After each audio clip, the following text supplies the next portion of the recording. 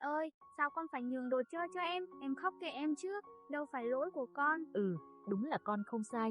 Nhưng con à, sống mà chỉ nghĩ cho mình, không để ý người bên cạnh đang vui hay buồn, thì lâu dần, người ta cũng chẳng muốn ở gần mình nữa. Người chỉ biết tôi đúng mà quên mất người khác có cảm xúc, thì sẽ mãi cô đơn. Mẹ nhớ đến chú thỏ trong cuốn Thỏ Rừng biết chia sẻ này. Ban đầu, thỏ chỉ nghĩ tới mình, chẳng quan tâm ai đói, ai lạnh, cho đến một ngày, khi thỏ cần giúp đỡ, thì xung quanh lại chỉ có sự im lặng. Sau đó bố mẹ thỏ đã chỉ bảo, thì thỏ đã chia sẻ ngôi sao cho cả làng, để không một ai bị lạnh trong mùa đông lạnh giá. Con thấy không, không ai muốn mở lòng với người chưa từng mở lòng với mình cả. Mẹ không mong con là đứa trẻ hoàn hảo, mẹ chỉ mong mai này, khi con gặp chuyện buồn, sẽ có người thật lòng ôm con mà nói, đừng lo, có tớ ở đây.